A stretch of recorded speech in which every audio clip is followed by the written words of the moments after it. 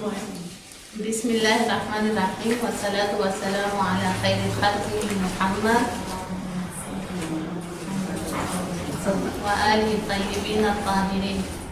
Bueno, antes de seguir con los apuntes, quería leerles unos hadices sobre, habíamos hablado antes sobre el significado literal de la palabra Shia, ¿verdad? Y también el significado terminológico. Pero, ¿cuándo ha sido la primera vez que alguien ha llamado así a los seguidores del Imam Ali? ¿Desde qué época? ¿Alguien sabe? O sea, que se los llamen Shia de Ali. Un poco antes. Mucho antes. En realidad ha sido el mismo profeta el que ha llamado así. A partir de ahí se siguen ya todos los demás, bueno, cuando veían que era partidario de Imam Ali decían que era un Shia de Ali. Incluso antes de la muerte del profeta, que pasa todo esto, ya el profeta los llamaba así. Les voy a leer unos hadices que están extraídos de las mismas fuentes sunitas, ¿no? Siempre trato de presentarles hadices y pruebas sacadas de los libros sunnis, porque si nosotros traemos pruebas nuestras, nomás no tiene mucha validez. O sea, tiene validez para nosotros, pero no como una prueba, digamos, convincente para los demás. Está el sabio sunnita Ibn Asakir, que transmitió de uno de los compañeros del profeta, que se llamaba Jabir ibn Abdullah al-Ansari, que dijo: cierta vez nos encontrábamos con el enviado de Dios y llegó a Ali alayhi salam. Entonces el profeta dijo: juro por aquel en cuyas manos está mi vida, que ciertamente que este hombre, o sea, dijo, ¿sí?, refiriéndose a Imam Ali, y sus shias, seguidores, serán los triunfadores el día de la resurrección. Y luego de que el profeta dice eso, fue revelada la ley: los creyentes que practican el bien, esos son las mejores criaturas. O sea, después que dice eso el profeta, esta ley es descendida, o sea, refiriéndose obviamente al Imam Ali, en el tema en cuestión. Tras ellos, cada vez que los compañeros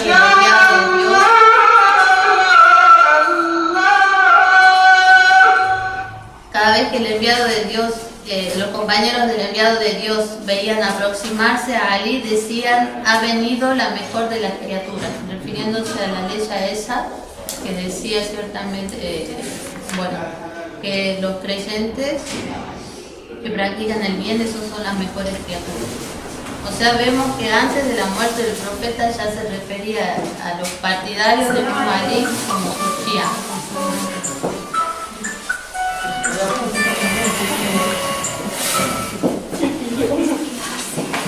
Bueno, otro hadith, el transmitido por As-Suyuti, que narró que Ibn al-Abbas, el hijo de al-Abbas, dijo: cuando Allah reveló la ley, los creyentes que practican el bien, esos son las mejores criaturas, el enviado de Dios dijo a Ali: esos son tú y tus shias. Esto lo está transmitiendo un sabio sunita. En el día de la resurrección, en tanto os encontraréis complacidos de Dios y se estará satisfecho de vosotros.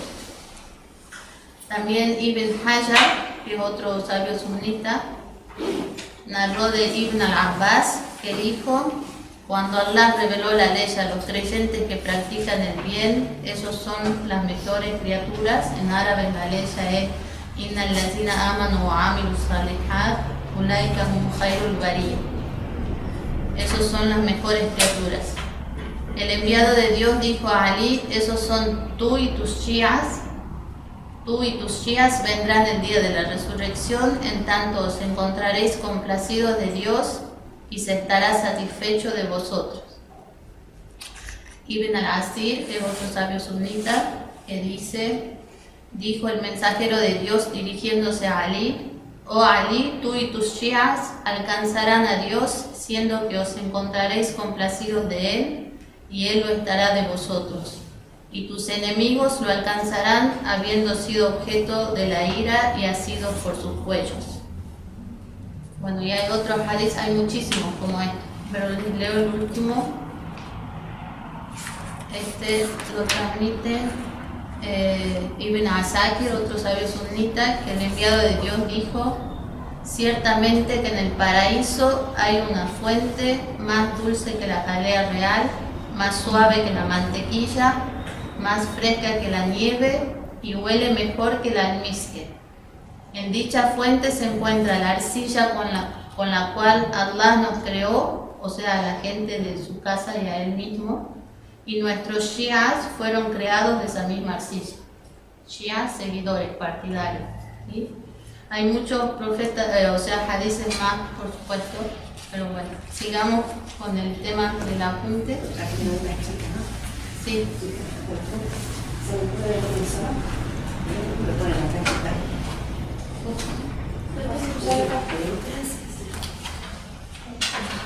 Bueno, habíamos dicho que eran 12 los imames de la Shia, y a ver cuáles son. ¿Quién se anima a Ali, decir? Amir al-Mu'minin, Imam Hassan, Imam Hussein, Imam Ali Zain al-Abidin, Imam Muhammad al-Baqir, Imam Jafar al-Sadiq, Imam Musa al-Kazim, Imam Ali Arida, Imam Muhammad al-Jawad, Imam Ali al-Had, Imam Hassan al-Askari, Imam Muhammad.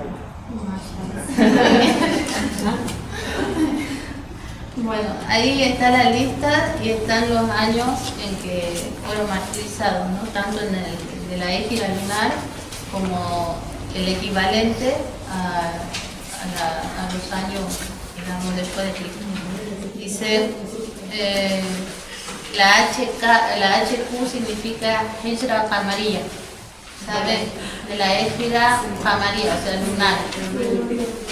Y al lado, por ejemplo, el imam Ali bin Abi Talib fue martirizado en el año 40 de la égira lunar, que equivale al 659 de nuestra era.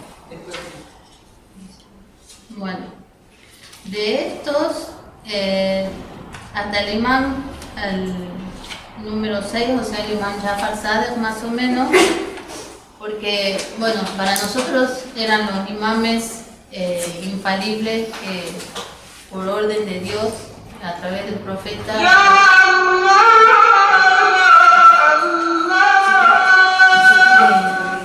había un texto estipulante, o sea, tenían que ser ellos los imames sucesores. Pero bueno, como ya hemos visto, no ha sido así en la práctica, y se van sucediendo uno tras otro. Primero los califas al-Rashidun, que son llamados, o sea, los bien guiados, que entre eso está Abu Bakr, el primero, el segundo Omar, el tercero Osman, el cuarto, ¿quién es? Ali. Y algunos sunnitas consideran que el imam Hassan también es uno de ellos, porque les había dicho que después del martirio del imam Ali, o sea, la gente lo sigue. En primer lugar, le da la valla al imam Hassan, pero después Muawiyah, que ya venía como gobernante de la zona de Sham, que había sido designado por Omar, en realidad en primer lugar, lo combate y hace un pacto de paz, y queda el califato en manos de Muawiyah, que es el primero de los califas omeyas. Abu Bakr estuvo en el califato más o menos por 2 años, Omar unos 10 años, Osman unos 12, el imam unos 4 y medio, ¿sí? 4 años y medio, y el imam al-Hassan 1 año. Después, hasta el imam Jafar al-Sadiq están los omeyas, ¿sí? En la dinastía omeya, que suceden más o menos 14 califas. Primero Muawiyah, después el hijo Yazid, después Muawiyah ibn Yazid, y así son unos 14, hasta que después vienen en la época ya del imam Sadiq también, a partir de ahí hasta el imam al-Mahdi, y años después. El imam al-Mahdi todavía está vivo, pero digamos en la época en que él nace y se produce la ocultación, Se suceden los califas ambasíes, que son 37 más o menos también. Después vienen los mogoles y los destituyen. Después viene el califato otomano y bueno, así. Pero, bueno. Una consulta. ¿Los saudíes ahora los que están, digamos, dirigiendo la Meca, tienen algo que ver con el califato? Y bueno, es lo que hoy en día vendría a ser su propio califato, reinado. O sea, ya no es como antes que, por ejemplo, durante la época de los omeyas, los abbasíes, ellos eran los califas de todos los territorios. ¿Sí? Ahora ya no se da algo así de todos los territorios islámicos. Incluso después que en la misma época de los omeyas había un califato paralelo, por ejemplo en Andalucía, estaban también después en Egipto los fatimíes, ¿sí? Por más que... Y bueno, después que los derrocan a los abbasíes, los descendientes de ellos se van a Egipto también durante unos años, hasta que vienen los mogoles ya los extinguen, digamos. Pero hoy en día no es lo que, bueno, ellos son, digamos, sobre todo de una dinastía que no todos los sunnis aceptan, ¿no? Ellos son los wahhabíes que llamamos nosotros. En la punta anterior, ¿no? Bien, en la punta anterior. Sí, por eso. Nadie me va a poder esperar. Sí, no hay problema. Bueno, hay hadices, habíamos dicho antes que Abu Bakr se había respaldado unos hadices que del profeta que decían que todos los califas sucesivos, los imames serían de Quraysh. Fue así que él, digamos, se adelantó, lo superó a los Ansar, que querían también el califato para ellos. Bueno, ahora voy a leer, ahí están en los apuntes algunos hadices del profeta que se refería a eso, que todos tenían que ser los Quraysh y también que eran 12. ¿Sí? ¿En la punta anterior, Sumaya? Sí, en el anterior. Bukhari, que es uno de los sabios, o de los transmisores de hadices que les había contado, que dejó el Corán para Ahl Sunnah, es uno de los libros, el libro de él más, digamos, fiable, ¿no? Después del Corán. Él dice que el profeta dijo, Yakuno Ithna Ashara Amira, habrá 12 líderes. Aquí dice Amir en árabe, ¿sí? Líderes, después de mí. Luego el narrador comenta que el profeta dijo algo que no pudo escuchar. Él pidió a su padre, y también estaba presente allí, que le dijera qué era lo que el profeta había dicho. Y su padre le respondió que el profeta dijo, Kulluhum min Quraysh, todos son de Quraysh. O sea, hasta ahora tenemos dos datos, son 12 y son de Quraysh. En otra versión del mismo hadith, Muslim, el otro gran narrador de hadith para Ahl Sunnah, en su Sahih transmite que el narrador del mismo se dirigió con su padre al lugar donde se encontraba el profeta y el profeta le dijo, esta religión no terminará hasta que haya 12 sucesores, califas. O sea, el Islam no va a terminar hasta que haya 12. ¿Qué les indica esto? ¿Dónde están esos 12? ¿Ah? ¿Sí? Y el Islam sabemos que continúa, hace cuántos años que viene y sigue continuando y hasta el fin del mundo, ¿verdad? La continuación del hadith es similar al primero en cuanto a que el narrador le pidió a su padre que repita el hadith. Entonces su padre repitió las palabras del profeta. Todos ellos son de Quraysh. En este hadith, en lugar de Amir, es utilizado el término califa también, Jalifa, Amir, incluso imam, ¿sí? Líder, todas esas palabras. Pero bueno, más entre Ahl Sunnah ha sido, o sea, incluso entre nosotros cuando nos referimos a los califas que oficialmente quedaron, digamos, decimos califas, ¿sí?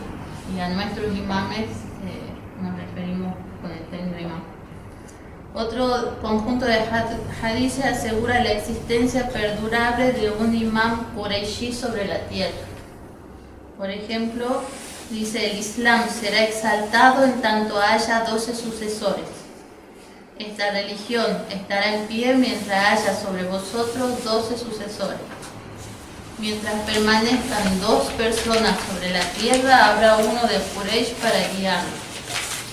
Los asuntos de la gente serán adecuadamente dirigidos mientras los lideren 12 hombres. ¿Sí? Bueno, estos son hadices que están en los libros más confiables de Ahlus Sunnah. Entonces, la pregunta que surge aquí: ¿quiénes son esas 12 personas que vivirán hasta el final de los tiempos? O sea, mientras esté en pie la religión, que son todas de Quraysh y que serán motivo de exaltación de la religión. O sea, no cualquiera. ¿Sí? Bueno, nosotros la tenemos clara.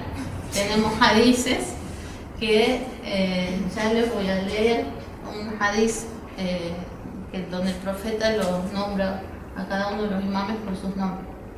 Pero los Ahlus Sunnah realmente tienen un problema para, o sea, aplicar esto.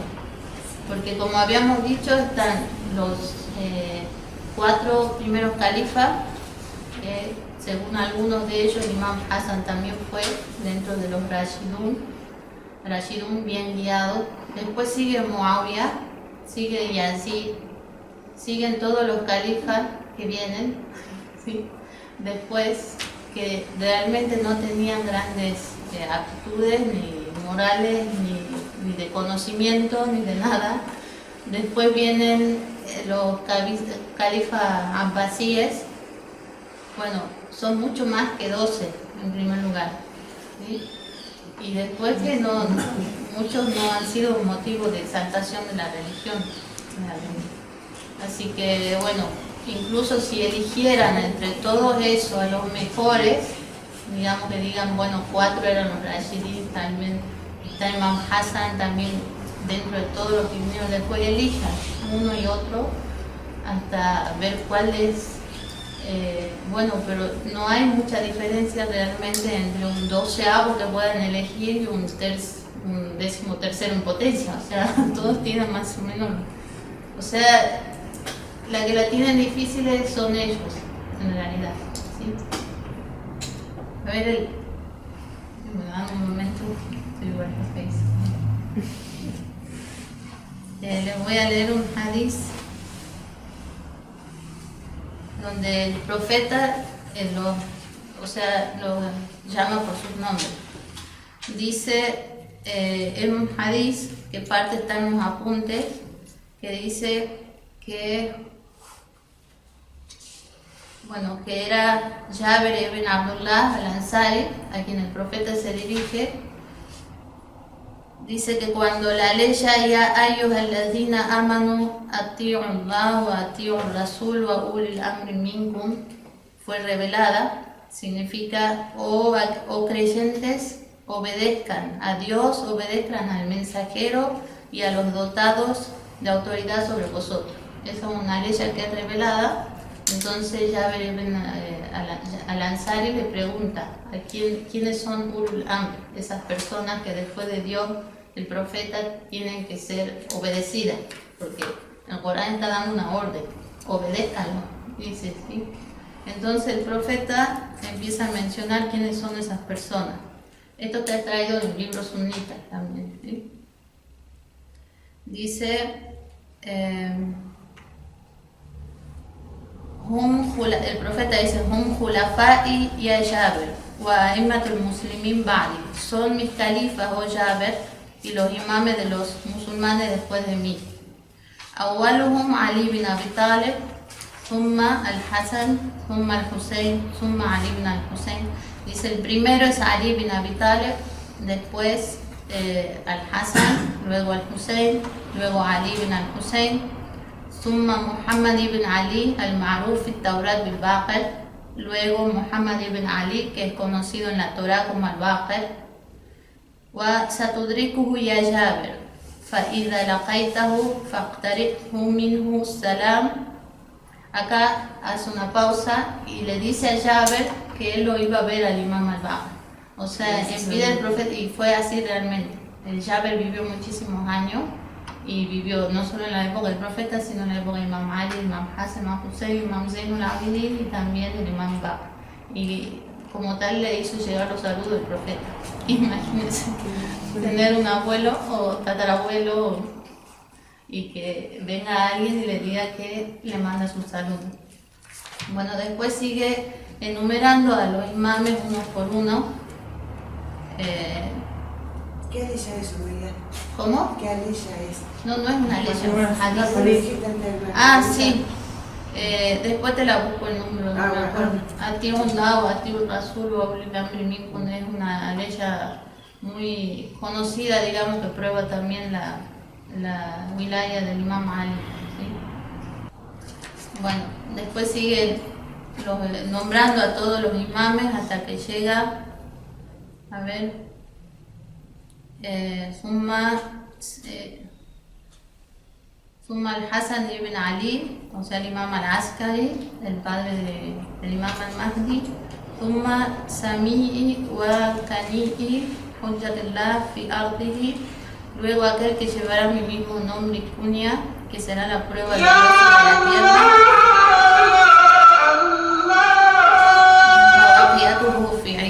Y el remanente entre sus siervos. Ibn al-Hassan ibn Ali, el hijo de al-Hassan, hijo de Ali. Alladhi yaftahu Allah ala yadihi mashariq al-ardi wa magharibi. Quien conquistará los orientes y occidentes de la tierra. Allah conquistará los orientes y occidentes de la tierra a través de su mano. Zaka al-Lazi. Bueno, después sigue explicando del imam al-Mahdi, que se ocultará y no creerán en él, en su imamato, excepto aquellos a quien Dios haya probado su fe. Bueno, esta es una prueba, o sea, un ejemplo de los hadices que hay sobre donde el profeta nombra a los imames por sus nombres. Y encima están encendiendo su mismo. Sí. Todas las pruebas. Sí, esa es la cuestión.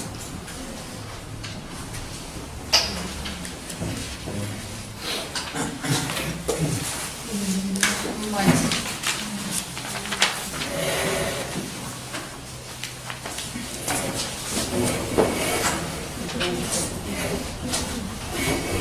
Bueno, entre todos los musulmanes no hay discordancia respecto al hecho de que hay que seguir a Ahlul Bayt, porque incluso entre Ahlul Sunnah, que ellos consideran que cualquier compañero del profeta es una prueba confiable para que nosotros obtengamos el conocimiento de ellos, ¿sí?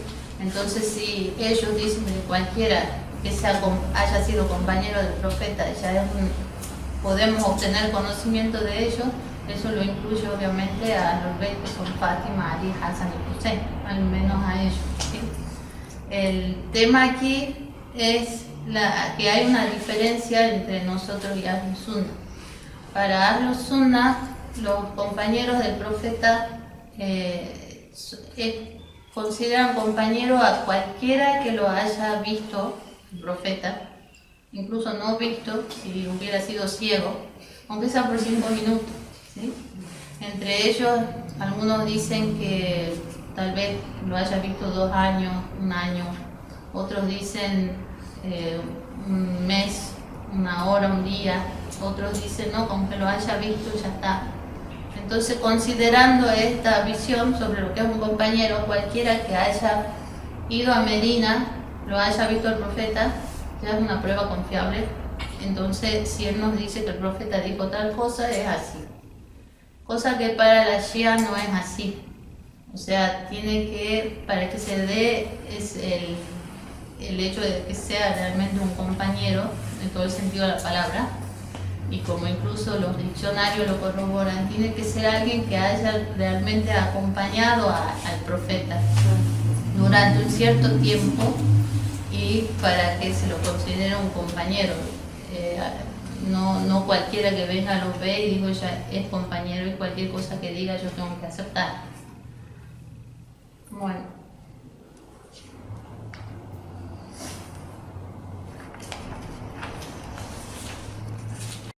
Hay una cuestión acá, no es con la intención de menospreciar a los compañeros, pero es obvio que no se puede seguir a cualquiera que venga y nos diga, bueno, hay un hadiz, fue transmitido de tal persona que vio al profeta, así que es un compañero y tenemos que seguirlo. El mismo Corán relata muchos hechos de que, por ejemplo, advierte al profeta que entre sus compañeros, o sea, entre los que lo rodeaban, los que estaban ahí viviendo a su alrededor, incluso en Medina, eran gente hipócrita, eran munáficos, ¿sí? Entonces, ¿qué podemos? O sea, le estaba advirtiendo al mismo profeta que tenga cuidado con ellos y le dice, tú no los conoces, pero nosotros los conocemos, ¿sí? Esto nos está dando una pauta que tenemos que tener cuidado de dónde recibimos nosotros las narraciones. En otra parte, en el Corán dice, Ja'akum fasiqun binaba'in fatabayyanu. Si viene algún corrupto con alguna noticia, le está diciendo el profeta, o sea, de la gente que está ahí, entonces aseguraos de que es verdad, o sea, lo que está diciendo. Está advirtiendo constantemente de que no todos los que están ahí son gente confiable. Y Abu Sufyan no había sido dio testimonio de, digamos, se convirtió al Islam, pero sabíamos que... Sí, pero no se refiere acá al testimonio de fe, no se está refiriendo exactamente, bueno, en ese caso sí, pues muchos se hicieron musulmanes, hipócritas, sí. O sea, muchos se hicieron musulmanes porque no les quedó otra después de la conquista de la Meca, pero no eran musulmanes realmente de corazón. Bueno, solo Dios sabe, ¿sí? Pero ya cuando está el profeta emigra a Medina, establece un gobierno allá y bueno, se consolida, ya casi toda la península arábica se habían aceptado el Islam y tenían una especie de pacto con los de Quraysh que todavía estaban en la Meca y eran incrédulos, y ellos rompen el pacto. Entonces Dios le ordena al profeta que vaya y conquiste la Meca en el año 8 de la Égira. Entonces ahí ya al ver que llega con un terrible ejército y todo, todos aceptan el Islam, entre esos Abu Sufyan. Muawiyah es hijo de Abu Sufyan y así de nieto de Abu Sufyan. Bueno, es ese tipo de personas, digamos. Entonces muchos aceptaron el Islam, pero no, realmente uno no sabe si realmente tenían fe, ¿sí? O porque no les quedaba otra. Entonces esto fue así hasta el final. Mucha gente no se sabía realmente si había aceptado porque realmente tiene fe o no. Hay otros transmisores de hadices que incluso estando con el profeta, o sea, no se puede confiar en todo lo que digan porque eran conocidas por ser personas mentirosas, por falsear los hadices, por inventar hadices, ¿sí? Uno es Abu Huraira, que la otra vez yo decía en el grupo no era una persona confiable de los hadices transmitidos por él. Por ejemplo, pero Ahlus Sunnah se basan mucho en él, en Abu Huraira. Para darles un ejemplo nomás de las cosas que hacía, una vez que él era un gobernante en la Meca, llega una persona de una ciudad que se llamaba Akka y trae cebollas para vender. Y no las podía vender y ya se iban a pudrir, entonces le dice a él, a Abu Huraira, que lo ayude, qué puede hacer. Y le dice, vení después del Salatul Jumu'ah, quédate acá y espera. Termina el Salat, bueno, y les dice a todos los musulmanes reunidos que le dice en árabe, man akala basala akata fi Mekkata wajaba lahu jannah. Dice, quien coma cebolla de Akka, de la ciudad de Akka, en Meca, se torna obligatorio el paraíso para él. O sea, ¿es confiable alguien así? Que dice que el profeta dijo eso. Y así tiene un montón. O sea, Entonces, esa es la diferencia entre nosotros y Ahlus Sunnah. Por más que ellos consideran a Ali, a Fátima, Hassan y a Hussein como narradores confiables de hadices, también consideran a otros, que para nosotros no lo son. Bueno, otra cuestión es obligación que nosotros nos refiramos a Ahlul Bayt o simplemente es una opción. O sea, podemos decir, bueno, Ahlul Bayt era alguien confiable, entiende así bien los hadices, pero bueno, también no es obligatorio. O sea, Sí, es la ¿sí? obligación. Bueno. Hay algunos dichos de sabios sunitas sobre el conocimiento de Ali y de otros miembros de Ahlul Bayt. Por ejemplo, el mismo califa Omar ibn al-Khattab, el segundo califa, que ya les había dicho antes que en 70 ocasiones dijo que siendo califa a él le surgían algunas cuestiones que no sabía cómo actuar. Al no ser el de mayor conocimiento, era una de las razones por las que tenía que ser Imam Ali el sucesor. El Imam Ali, por ejemplo, por supuesto, por el bien de los musulmanes, lo guiaba, lo aconsejaba cuando él le preguntaba, ¿no? Y él dijo, Laulá Ali, la halaka Omar.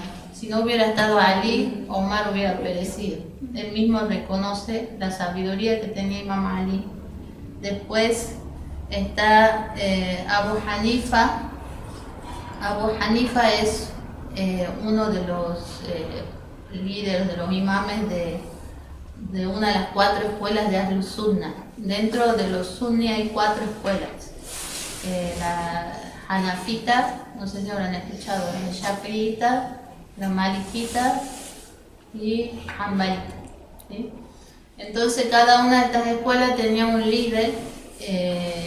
Uno es Abu Hanifa, de la escuela Hanafi, que él era alumno, por 2 años fue alumno del Imam Sadr, ¿sí?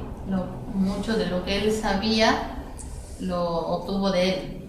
Por supuesto también le hacía la contra, ¿no? Porque obtenía el conocimiento, pero no es que era un fiel seguidor. Y él dice esto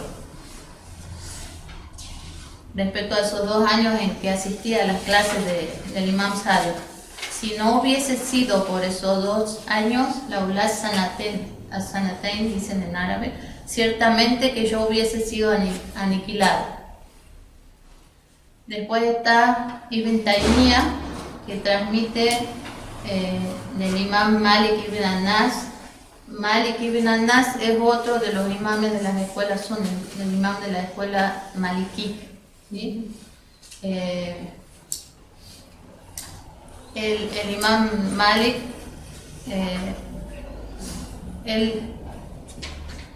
Abu Hanifa asistía a las clases del imam Jafar Sadr, pero por lo que dice, se deduce que también lo frecuentaba al imam.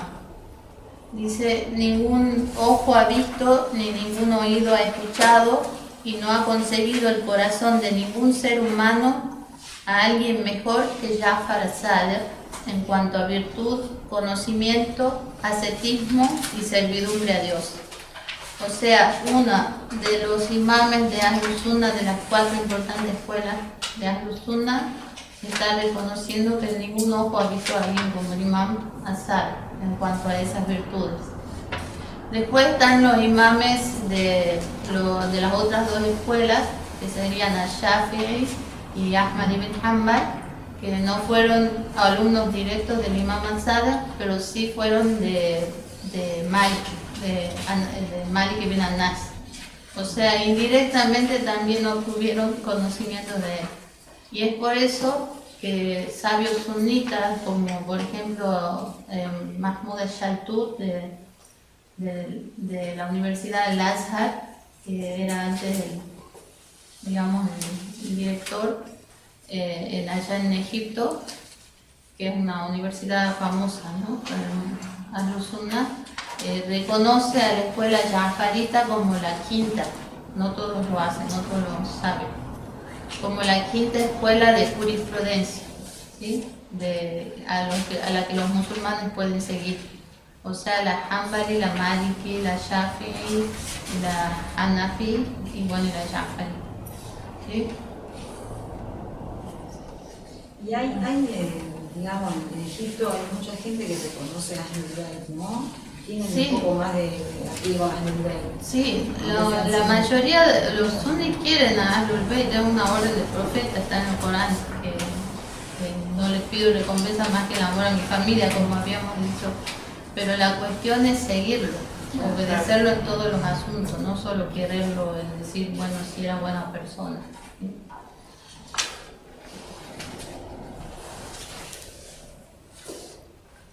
Entonces, aquí tenemos por lo menos el hecho de que hay que seguirlos a los imames, a Ahlul Bayt, no cabe duda, al menos respecto a ellos. Respecto a los demás, no todos coinciden, pero respecto a Ahlul Bayt, todos coinciden en que son personas a quienes había, o sea, confiables para seguir y bueno, especialmente nosotros, sus seguidores. Después hay otros hadices también que indican la necesidad de seguirlo, como el famoso hadiz de Sahalein. ¿Lo habían escuchado antes? Ibitari Kufikum al-Sahalein, ciertamente que dejo entre vosotros dos cosas preciosas, Sahalein.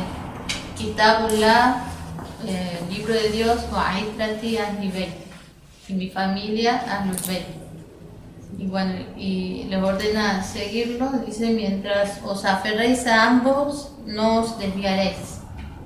Este es un hadith también que está transmitido en las fuentes sunitas, muchas, no solo en una.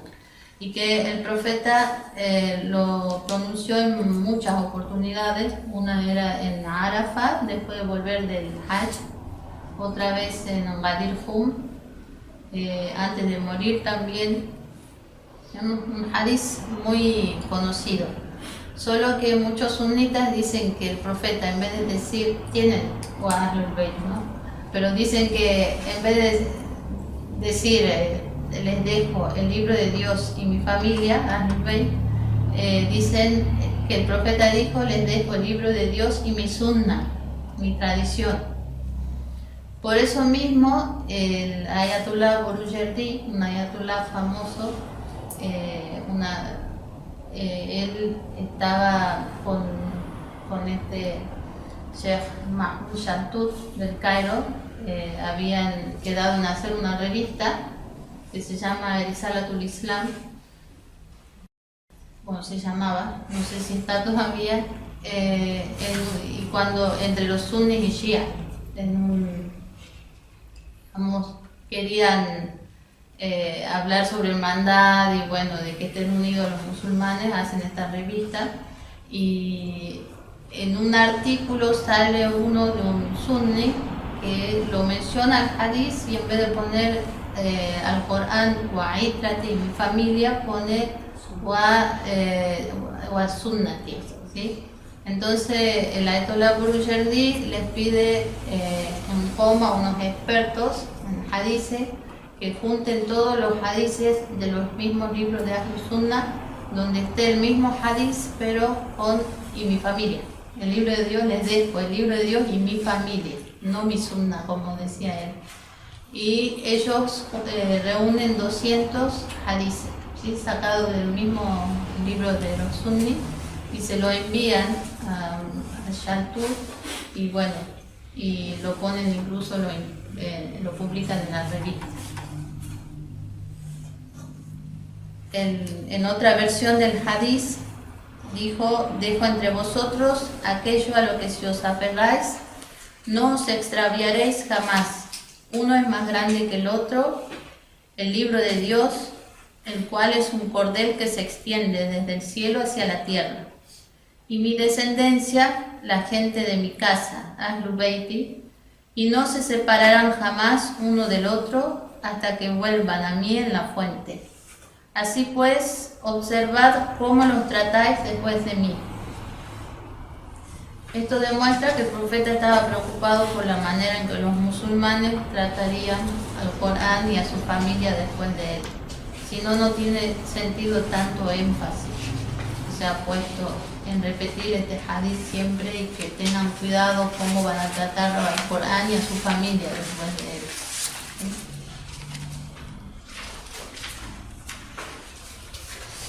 De acá podemos, de este hadith, deducir algunos puntos, y es que uno, Ahlul Bayt nunca se separará del Corán y son ellos a los que debemos apelar además del Corán.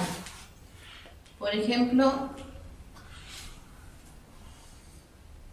al decir dejo entre vosotros dos cosas preciosas, el Corán y Ahlul Bayt, وَلَمْ يَفْتَرِقَا حَتَّى يَرِدَ عَلَيَّ الْحَوْض, dice en el mismo hadith, y no se separarán hasta que vuelvan a mí en la fuente. En la fuente a la que se refiere es la fuente del paraíso, el Kausar, no sé, ¿habían escuchado? Sí.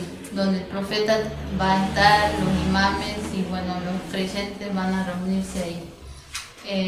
Este hadith nos indica que el Corán y Ahlul Bayt estarán siempre juntos desde épocas del profeta hasta el fin del mundo.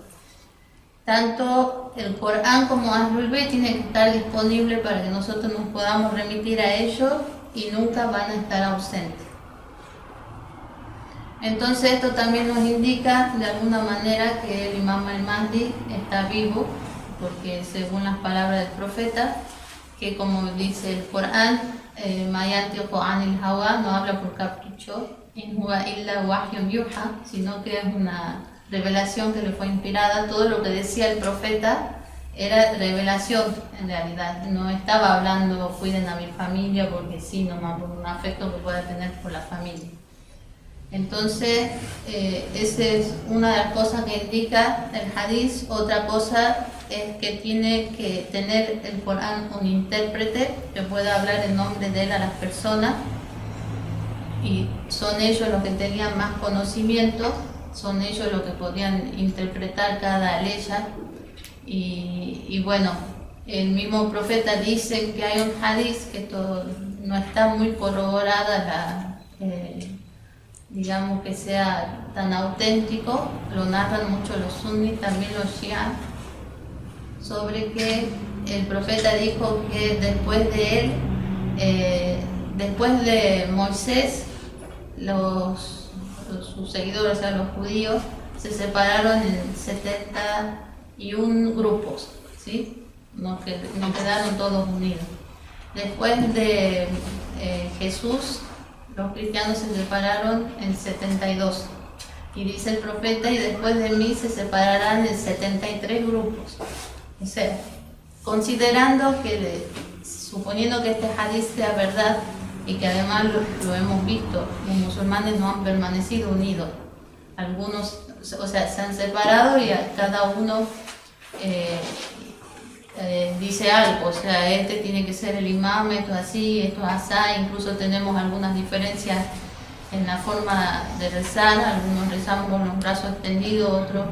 En esas cuestiones tiene que haber alguien que, o sea, informe a la gente cuál es la forma correcta, y eso es la importancia de saber si realmente podemos seguir a cualquiera o tienen que ser Ahlul Bayt a quienes tenemos que seguir, para realmente extraer el verdadero conocimiento. Si no, cada uno nos va a decir algo. Después, el otro punto que se extrae del hadith de Saqalayn es que Ahlul Bayt son infalibles. ¿Por qué son infalibles? Porque lo está poniendo al lado del Corán. Sabemos que el Corán es una revelación de Dios que no ha sido tergiversada. Y el profeta nos está diciendo que tenemos que seguir al Corán y a Ahlul Bayt, ¿sí? Entonces, ¿qué pasa si el Corán nos dice una cosa y Ahlul Bayt nos dice que hagamos otra? Entonces, es obvio de acá que al ponerlos al lugar, en el mismo nivel del Corán, ellos también son personas que dicen la verdad, todo lo que dicen es auténtico, no se equivocan. Y bueno, ese es con la jerarquía. Claro, o sea, los está poniendo al mismo nivel, son la verdad, o sea, la palabra de Dios, digamos, de una manera. Lo que ellos digan realmente es así, ¿sí? Y de ahí la importancia de que analicemos y que todo musulmán analice estas cuestiones y vea realmente ¿De dónde tienen que obtener el conocimiento? De alguien como Abu Huraira, que inventa un hadiz y todos los musulmanes hoy digan, bueno, hay que comer cebolla de esa ciudad. O, bueno, y así en asuntos más importantes, ¿no? Esto de la cebolla no es gran cosa, pero hay asuntos más importantes. El solo hecho de que la comunidad, al fallecer el profeta, no haya seguido, como era la orden al Imam Ali, se perdió de un montón de cosas, muchísimas cosas. Y ahí comenzaron las divergencias, esto es así, esto es así, no sé. Bueno, otro de los hadices es el hadiz de Safina. Safina significa barco o arca, ¿sí? Que también es narrado tanto por shias como sunnis, que el profeta asemejó a su familia con el barco o arca del profeta Noé, alayhi salam. Masalu ahlu beiti ka fikum, dice el ejemplo de la gente de mi casa, ahlu beiti, entre vosotros, ka masalu safinatu Nuh, como el ejemplo del arca de Noé. Todo aquel que se embarcó en ella se salvó, mandaki barfija naya, quien se embarcó en ella se salvó, y todo el que se rezagó de la misma se ahogó. Otra versión dice, servimos como el arca de la salvación. El que se aferre a esta arca alcanzará la salvación, y el que se aparte de ella será arrojado a la perdición. El que quiera que Dios le conceda algo debe recurrir a Ahlul Bayt. Bueno, con esto deducimos que el que no se aferre a Ahlul Bayt, así como embarcarse a un arca, cuando uno se está ahogando, realmente va a estar, como dice ahí, que el que se subió se salvó y el que no se ahogó. Bueno, acá es como que nos está diciendo que estamos muertos en vida prácticamente, ¿no? Porque vivir sin tener un guía espiritual que realmente estemos seguros de que son lo que Dios espera de nosotros, entonces es como estar muertos, digamos, estar yendo a la deriva, de un lado para otro, sin un rumbo fijo. En el Corán la gente tiene dos vidas también, da ese ejemplo. La vida física, que puede ser examinada mediante pruebas médicas, y la vida espiritual o la vida de la guía y la fe. Hay una ley que dice, creyentes, escuchad a Allah y al enviado cuando éste os llama a algo que os da la vida. O sea, está diciendo que escuchar al profeta y a los Bayt, o sea, y a los guías espirituales, es como tener vida, ¿no? Si no, es estar muerto. Hay otra ley que también dice que una vida sin fe resulta en una muerte espiritual, lo que causa sordera, mudez y ceguera. Dice el Corán, Sumun bukmun umyun fahum la yarji'un. Son sordos, mudos y ciegos y no volverán. Bueno, otro hadiz que generalmente se lo narra a continuación del hadiz del arca es el de la puerta de Jetta o remisión. Y este hadiz también está en las fuentes sunnis. El profeta, tras comparar a su familia con el arca de Noé, como anteriormente hemos dicho, también los asemeja a la puerta de Jetta, a través de la cual Dios le requiere a los hijos de Israel que entren.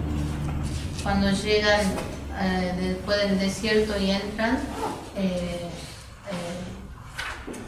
Dios les dice que entren por esa puerta a los hijos de Israel y digan Jetta, o sea, remisión, pidan perdón, entren prosternados. Y el que entró se salvó y bueno, fue perdonado en realidad, y el que no entró por ahí no fue perdonado. Dice el hadiz, mi Ahlul Bayt es la puerta de Jetta de Bani Israel. Todo el que entró por esa puerta alcanzó la salvación, y aquellos que no entraron fueron destruidos. Los versículos del Corán que se refieren a esto son, dice el Corán, cuando dijimos, entrad en esta ciudad, La ciudad, algunos dicen que era Beitul Muqaddas, en Jerusalén, o también Jericó, la puerta de Jericó. Y comed donde y cuando queráis de lo que en ella haya. Entrad por la puerta prosternándoos y decid remisión. Entonces os perdonaremos vuestros pecados y daremos más a quienes hagan el bien. Y en otra aleya dice, y cuando se les dijo, habitad en esta ciudad y comed cuanto queráis de lo que en ella haya, decid remisión. Entrad por la puerta prosternándoos, os perdonaremos vuestro pecado y daremos más a los que hagan el bien. Bueno, es otro hadith de la importancia de seguir a Ahlul Bayt, donde uno, si realmente escucha a Ahlul Bayt, obtiene de él el conocimiento y trata de actuar de acuerdo a lo que ellos digan, vamos a ser perdonados.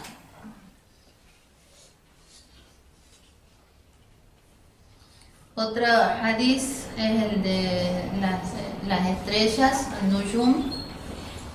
El profeta compara a su familia con las estrellas en el cielo que ayudan a los viajeros a encontrar su camino. Dice, las estrellas protegen a los habitantes de la tierra de ahogarse, y mi Ahlul Bayt son los protectores de mi comunidad contra la discordia en los asuntos de la religión. Por lo tanto, si un grupo de entre los árabes se opone a Ahlul Bayt, es decir, en lo referente a los mandatos de Dios, se habrá dividido y se habrá convertido en partidario de Satanás. Esto tiene el mismo contenido que el hadith de Safina, y la única manera de ser salvado cuando enfrentamos, digamos, tribulaciones y controversias es acudir a Ahlul Bayt.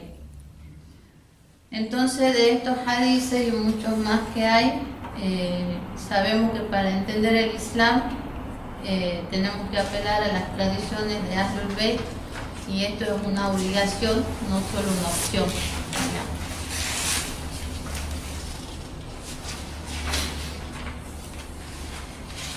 Bueno, creo que seguimos nomás sin hacer pausa, ya que deben estar ayunando. Nos falta mucho, así terminamos el cuadernillo. Este sería el capítulo 3 del libro. Aquí vamos a hablar de los roles que tiene un imán, o sea, cuál es su función. Porque como sabemos, el profeta era Khatamul Anbiya, era el sello de los profetas, y después de él no habría más profetas. Pero ¿cuál es el rol de los imames como sucesores de él? ¿Cumplían las mismas funciones que él? O sea, continuar, pero no eran profetas, o sea, el mensaje, la enseñanza. Bueno, uno tenían, después de la muerte del profeta, guiar a la humanidad para que logren, digamos, desarrollarse moralmente e intelectualmente, basado en el Corán, y también gobernar con justicia una sociedad. Ellos, los imames, los califas, digamos, que no los reconocen al imam Ali como el primer sucesor del profeta. Él nunca ha dejado de guiar a la gente, y tampoco el resto de los imames. Pero ellos no han podido manifestarse plenamente, en el sentido de que no eran los líderes políticos, por ejemplo, de la sociedad. Entonces había muchos ámbitos que no podían hacer nada. El que lo seguía y le preguntaba, bueno, ellos le indicaban. Eso en cuanto a conocimiento para su propio desarrollo personal. Pero en cuanto a dirigir a la sociedad, lamentablemente nunca se les ha dado el lugar. Inshallah, cuando venga el imam al-Mahdi, él va a establecer la justicia, digamos, plenamente. Por supuesto, cuando ha estado el imam Ali, coinciden en que han sido 4 años y medio, pero repletos de justicia. Y muchos por eso mismo no lo querían. porque después de estar acostumbrado a muchas dádivas del califa anterior, que les daba más a sus familiares o no le daba a todos, por ejemplo, no repartía equitativamente, el imam Ali trata de imponer la justicia y muchos obviamente no estaban de acuerdo. Y eso provocaba que lo rechacen, muchos de ellos. Bueno, uno de los roles, o sea, es que cumple el imam, que cumplía el profeta mismo, era que informar a la gente sobre los conocimientos islámicos, por ejemplo. En el Corán, Dios le revela todo lo que tenía que revelarse al profeta. No es que el profeta muere y haya quedado algo de que, se olvidó de decir, no. Está todo revelado en el Corán, pero por los sucesos que se han ido dando a lo largo de los años de su difusión, él no ha tenido la oportunidad de aclarar todos los puntos en detalle, ¿sí? En el Corán está todo en forma general. Por ejemplo, tenemos el salat que habla, que es obligatorio y que solo indica tal vez los horarios del salat, pero no dice cuántas rakas, por ejemplo, tiene que ser el salat de la mañana, cuánto el del mediodía, el de la noche y todo eso. El ayuno nos dice que es obligatorio, pero hay muchos detalles dentro que no están especificados en el Corán. El Corán nos puede llegar a decir que el que está ayunando y que en Ramadán, si alguien viaja, no puede ayunar. Nos dice eso, pero no las condiciones. A partir de qué distancia nosotros tenemos que considerarnos viajeros. Que vienen, a través de los hadices, se deduce que ya saliendo de la ciudad unos 22 kilómetros, ya se considera que soy viajero, entonces ya no se ayuna. Y un montón de puntos y detalles. ¿Sí? Lo mismo el zakat, que hablábamos la otra vez, el zakat obligatorio, no el zakat recomendable que yo le doy a un pobre. Tiene un montón de cuestiones. El Hums, por ejemplo, sabemos que es lo que sobra de las ganancias después de un año y es un quinto. Pero el zakat que se aplica a las plantaciones, como había dicho, que serían el trigo, la cebada, el dátil, también las pasas de uva. En cuanto a los minerales, el oro, la plata, el ganado, cada uno no es algo fijo, depende, tiene que llegar a una medida. Por ejemplo, las plantaciones no sé si eran 800 kilos, no me acuerdo bien los detalles. El oro también, a partir de una medida de oro que tiene alguien, tiene que dar el zakat. No es que por tener solamente algo. El ganado igual, los camellos, por ejemplo, por 5 camellos tiene que dar una oveja, o cada 30 vacas, un cordero, un ternero o así. Eso no está especificado en el Corán, no todos los detalles, eso es el profeta el que lo dice, ¿sí? Y él durante todos esos 23 años, en primer lugar 13 años en la Meca, que es perseguido, o sea, desde que empieza a anunciar su mensaje, Quraysh, que era el clan con poder ahí, lo persigue, tortura incluso a sus seguidores. 3 años se ven obligados a quedarse en una quebrada, porque le hacen un boicot los de Quraysh, en una quebrada que le dicen Sheb Abi Taleb, donde pasan hambre 3 años. Algunos emigran a Etiopía porque eran perseguidos, hasta que emigra a Medina. A partir de ahí comienzan las batallas que le imponen, las de Uhud, una tras otra, la de Badr primero, la de Uhud, después Khaybar, Khandaq, todas las que se ven obligados, y 13 años en Meca y 10 años en Medina. Son 23 años de mucho esfuerzo, sacrificio. Hay que tener en cuenta también la situación de los musulmanes, que no hacían mucho, eran iletrados. O sea, en la época que surge el profeta no había tal vez unas 10 personas que sabían leer y escribir. tenían muy bajo nivel intelectual, no surgían para ellos preguntas para hacerle al profeta, para que él responda aparte de lo que el profeta venía, les revelaba y les decía.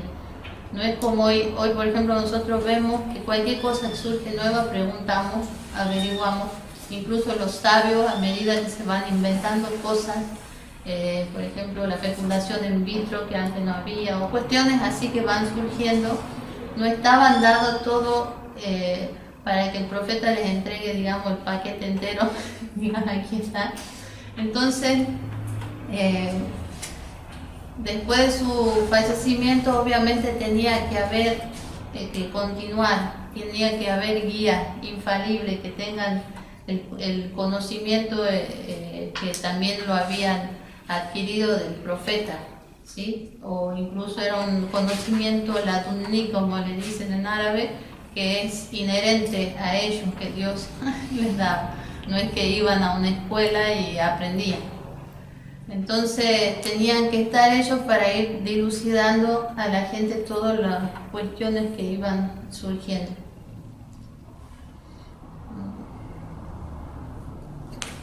Entonces vemos que el profeta tenía 3 roles.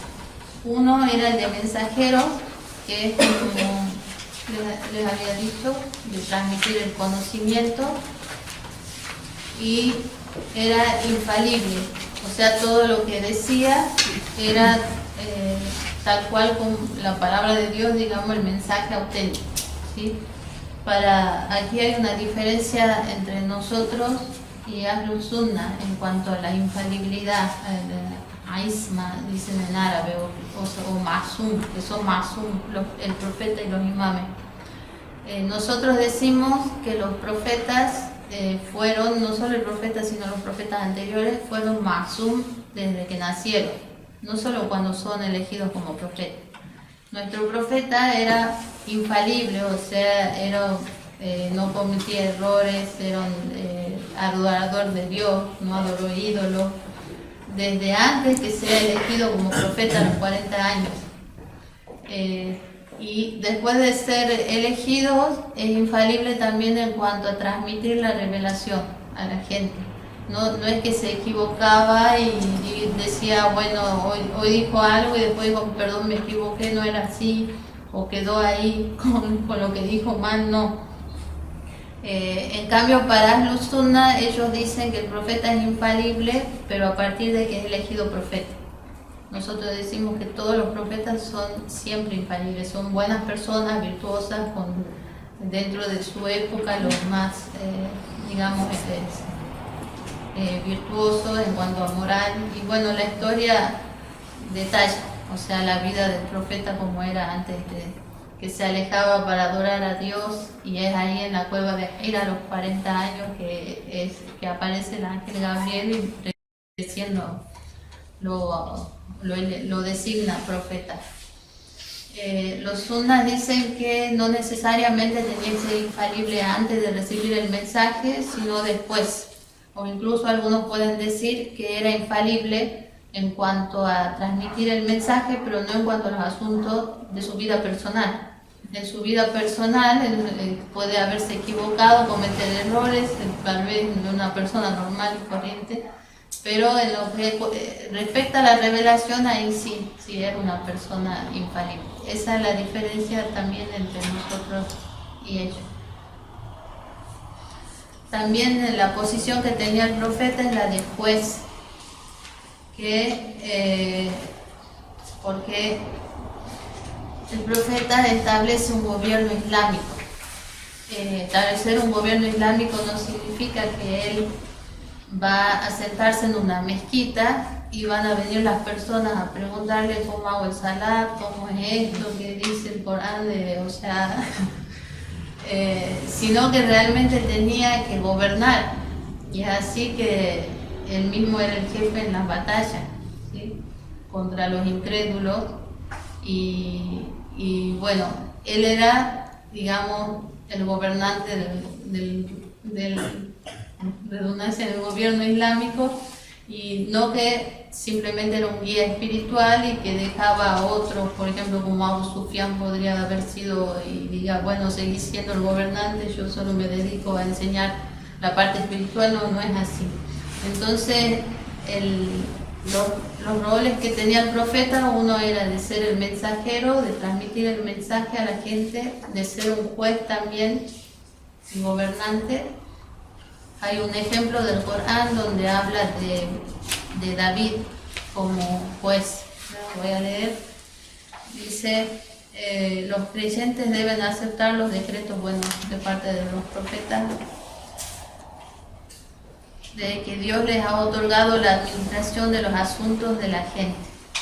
Con respecto a la ley, dice, después de que el profeta David cumplió con sus responsabilidades y pasó varias pruebas, Allah le dijo, David, te hemos hecho califa en la tierra, juzga pues entre los hombres con justicia, no sigas la pasión, sino te extraviará del camino de Allah. Quienes se extravíen del camino de Allah tendrán un severo castigo por haber olvidado el día del cómputo. Entonces aquí cuenta cómo David, que era otro profeta, también se le considera el representante de Allah en la tierra y le dice que juzgue con justicia y establezca un gobierno ideal. Bueno, nuestro profeta también tenía el mismo rol. Y el otro que era de ser de jefe de Estado, que ya les dije, que no solo era un guía espiritual, sino también el gobernante, digamos.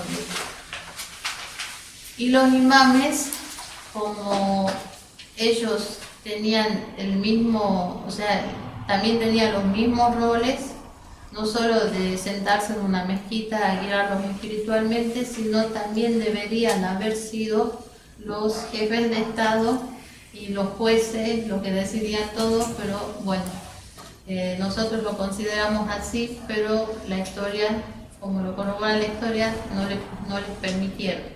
Inshallah, cuando venga el imam al-Mahdi, por supuesto hay que aclarar que ellos no eran profetas, lo volvemos a decir, no es que tenían que traer otra revelación distinta a la que trajo el profeta, era simplemente ser los intérpretes de esa revelación y de los hadices del profeta. Todo el imam Sadiq, hay hadices de él que dice que todo lo que ellos trajeron son las mismas palabras del profeta, no es que ellos agregan algo o según ellos quieran, no, todo lo que decían eran palabras del profeta. ¿Sí? Bueno, inshallah seguimos la próxima. Wa akhiru da'wana alhamdulillahi rabbil alamin.